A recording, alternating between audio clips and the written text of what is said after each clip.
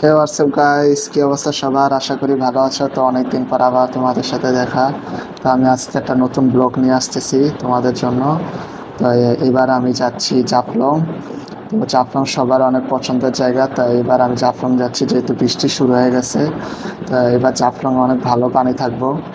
তো আর জাফলং থেকে অনেক ভালো ভিউগুলো আমি যেগুলো উপভোগ করছি সেগুলো তোমাদের আজকে দেখাবো। তো ভিডিওটা প্রথম থেকে একদম শেষ পর্যন্ত দেখবে। তো আমি প্রথমে ঢাকা থেকে একটা এসি বাসে টিকিট বুক করি, যেটা হচ্ছে হিগার। তো স্লিপার কোচ বুক করে আমি সুন্দরভাবে সিলেটের হুমায়ুন চত্বর চলে যাই ঢাকা থেকে। আমার টোটাল লাগছে 7 ঘন্টার মতো। তো আমার বাসে কস্ট পড়ছে হচ্ছে পার পারসন 1800 করে স্লিপারে। তো আমি হুমায়ুন চত্বর থেকে হুন্ডা করে আমি এখন আমার আপুর বাসায় চলে গেলাম। সারা রাত ঘুমানোর পর আমি সকালে ফ্যামিলি একটা হাইস বুক করেছি, যেহেতু আমার সাথে আমার পুরো ফ্যামিলি যাবে। তো এবার আমরা হাইস দিয়ে জাফলং যাব। এবার সেই মজা হবে, প্রথমবার ফ্যামিলির সাথে পুরো ফ্যামিলির সাথে জাফলং যাইতেছি। তো এই কারণে পুরো একটা হাইস বুক করে ফেলছি। এটা সকালে যাব আর আমরা সন্ধ্যায় এসে পড়বো। তো যাইতে যাইতে অসম্ভব চা বাগানের দৃশ্যগুলো আমি উপভোগ করলাম, সেই লাগতেছে। তো জাফলংয়ের রাস্তা কিন্তু অনেক সুন্দর, যে গেছে সেই বুঝে। সিলেটের রাস্তাগুলো এক একটা ভাই পুরো মারাত্মক লেভেলে, এত ভাল লাগে ভাই কি বলবো। পুরাটা রাস্তা মনে হচ্ছে না আমি ক্যামেরাটা ধরে ভিডিও করি, মানে প্রত্যেকটা সিনারি এত সুন্দর। আর বৃষ্টির সময় না আশেপাশে পুরো পানিতে মানে হাওয়ার অবস্থা থই থই করতে থই থই থই থই। তো রাস্তাটা অনেক সুন্দর, আমি যত যাইতেছি ততই মুগ্ধ হইতেছি একদম পুরাই।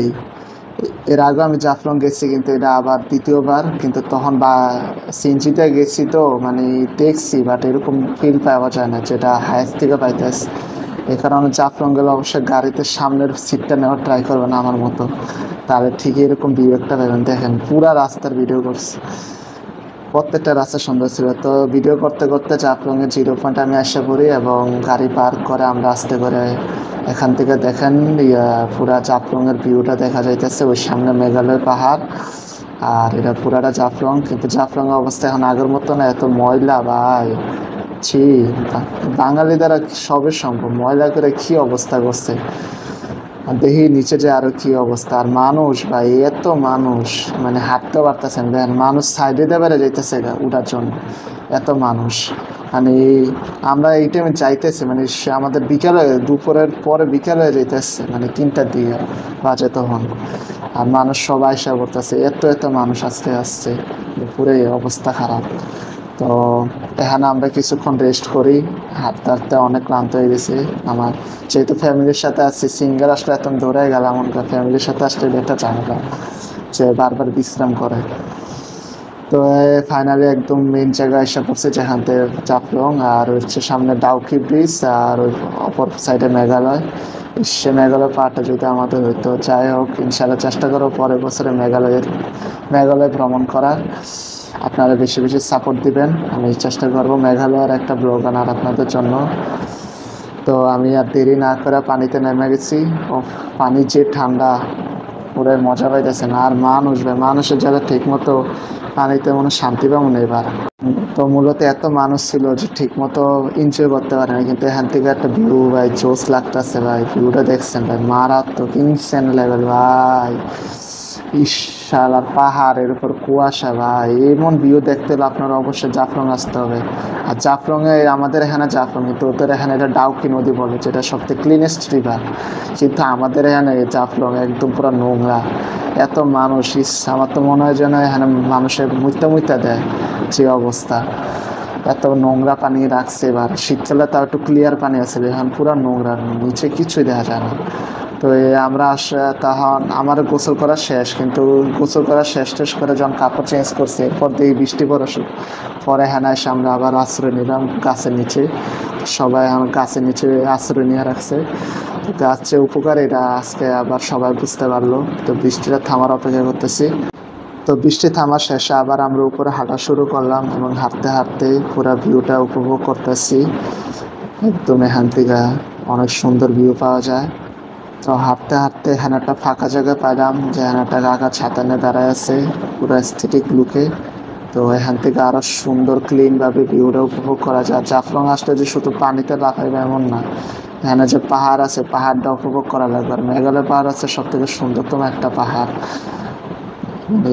আপনি দেখলে চোখ জুড়ে যাবে। যতবারে যা আসি ততবার আমি মুগ্ধ হয়ে যাই এখানে।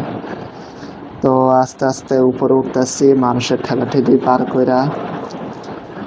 তো ফাইনালি অনেকটা উপরে উঠে গেছি। আর এখানে আবার যেহেতু ফ্যামিলির সাথে আসতে মানে বুঝতে পারতেছেন, আব্বা আম্মু নিচে আস্তে আস্তে উপরে উঠতেছে আর আমি এখানে আগে তো উঠে এসে দাঁড়ায় আছি।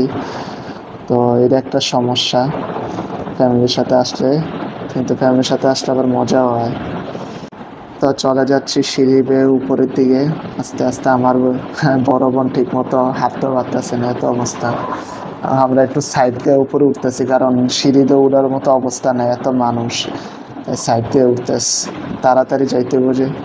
অনেক খিদা লাগছে, যা রাতের খাবারও খাইতে, দুপুরে খাবার তো খাইয়ে গেছি। তো ফাইনালি আমরা 0 পয়েন্ট এসে পড়ছি হাঁটতে হাঁটতে। তো সামনে আমাদের গাড়ি, এখন আমরা গাড়িতে উঠে আবার সিলেট টাউনের দিকে ব্যাক করবো। যাই আবার খাইতে হইব, অনেক খিদা লাগছে। তো আমরা গাড়িতে বসে পড়ছি, আবার আমাদের গাড়ি সিলেট টাউনের দিকে যাত্রা শুরু করে দিয়েছে। আবার আমরা ব্যাক করতেছি। তো ব্যাক করার টাইমে পুরো সন্ধ্যা হয়ে গেছিলো। তো এত একটা ভালো ফুটেজ আসবে না আশা করি, তা যতটুকু আসছে তা আসছে। তো সিলেট টাউন নামে আমরা সরাসরি ডাইরেক্ট সিলেটের ফেমাস পানসি রেস্টুরেন্টের দিকে ঢুকে পড়লাম। পানসি এখানে সিলেটে অনেক ফেমাস, আর সবাই এখানে খাইতে আসে। আপনারাও আসবেন পানসি রেস্টুরেন্টে খাইতে। তো পানসি রেস্টুরেন্টটা কিন্তু অনেক বড়, যেটা নিচতলা দোতলা সহ আছে। তো নিচে মনে বিবিকিউ আইটেমগুলো পাওয়া যায়, অনেক বিভিন্ন আইটেম, আর উপরে রেস্টুরেন্ট পুরাটা। তো এখানে আপনারা আসবেন অবশ্যই খাওয়াতে। আর আমরা ঢোকার প্রতি এত মানুষের জন্য বসার জায়গা পায় না। তো এই মেনু, তো আমরা অবশ্যই সেটা সিট পাইছি বসার মতো।